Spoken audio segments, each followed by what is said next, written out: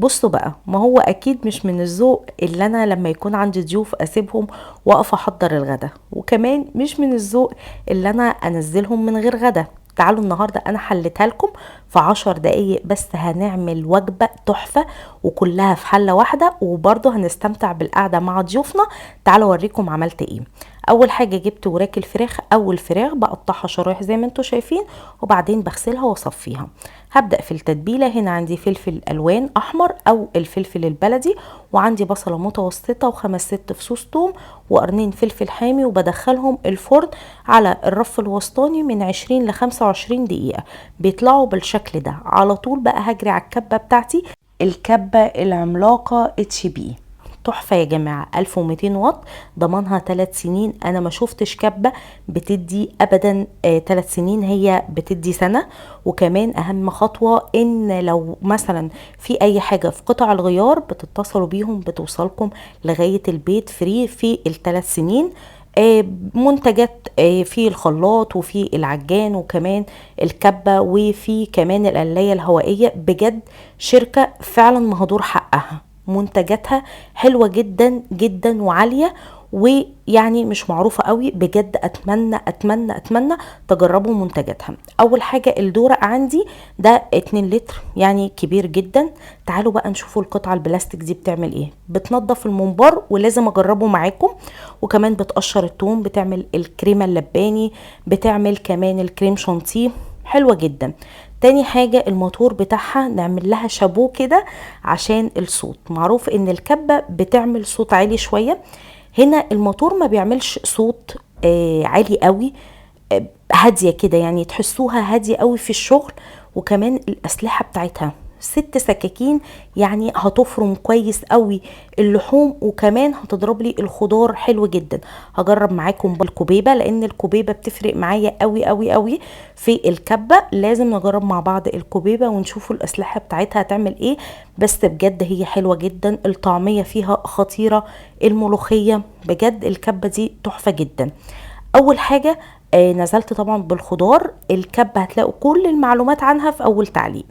ونزلت بربع كوباية من الليمون، ربع كوباية من الزيت، معلقتين من الخل، وكمان هنضيف التوابل بتاعتنا، نص معلقة من الكركم، ونص معلقة من الكاري، ونص معلقة من الكزبرة الناشفة، وكمان هنضيف البابريكا عشان تزود لنا اللون شوية. احنا عايزين الخلطة تبقى اورنج شوية.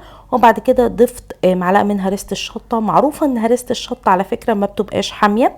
وبعد كده بضيف الملح بتاعي، وهبدأ بقى اللي انا اضربها كده زي ما انتوا شايفين. انا مش خايفة لان الخضار عندي سخن، بس انا عارفة ان الكبة هتسد معايا.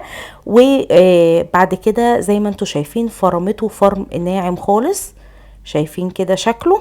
هبدأ بقى اللي انا اتبل الفراخ بتاعتي. يا سلام كده لو التتبيلة دي قعدت ليلة في التلاجة، اتفرجوا على الطعم، هتبقى حلوة جدا.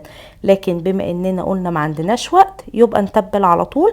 بس نحاول اللي احنا ندخل التتبيلة كويس في الفراخ بتاعتنا بالشكل اللي انتوا شايفينه. وبعد كده على طول بقى هنبدأ في الخطوة التانية. عندي صينية حجمها هيكون كبير، وبعد كده حطيت الرز البسمتي بتاعي. الرز البسمتي لو سمحتوا يتنقع نص ساعة عشان الحبة ما تتكسرش معانا، وبعد كده يتصفى. وحطيت له ملح ولومي وقرنفل وكمان حبهان، وهبدأ انزل عودين من القرفة. وضفت المية عندي لكل كوباية من الرز البسمتي 1.5 كوباية من المية الفترة من الحنفية، مش عايزينها سخنة خالص. وقلبت كويس وادوق الملح بتاعي. وبعد كده بحط شبكة، اللي ما عندوش شبكة مفيش اي مشكلة، هيغطي بورق فويل طبقتين 3 ورا بعض كده، وبعد كده بيعمل فتحات بالسكينة وبيقفلها بالورق الفويل تاني. كده خلصت. هبدأ بقى اللي انا اكتفها كويس جدا بالورق الفويل. انا عايزة ادخلها درجة حرارة تكون الفرن سخنة على الرف الوسطاني، بلاش من تحت خالص، على رف وسطاني كده.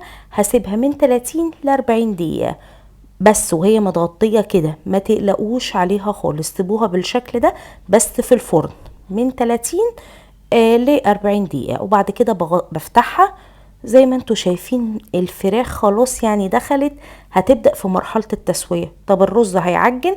الرز مش هيعجن خالص، هتشوفوه في نهاية الحلقة. هو داخل على فرن على فرن غير عين البوتاجاز. الفرن بتبقى درجة حرارته الى حد ما برضو هادية، مش النار عليه مباشرة.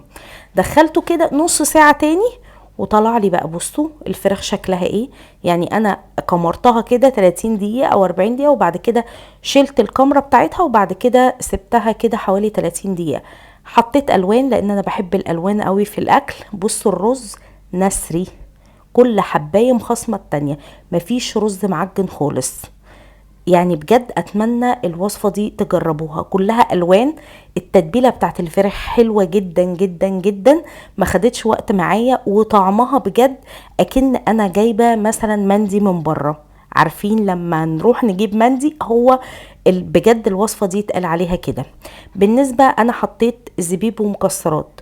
في ناس ما بتحبش الزبيب، عشان الزبيب يطلع معانا كويس ننقعه قبليها بليلة، يا نحطه قبليها بساعة في مية سخنة. هنا انا خلصت. يا رب الحلقة تكون عجبتكم وافادتكم. اشوفكم على خير في حلقة جديدة. باي باي.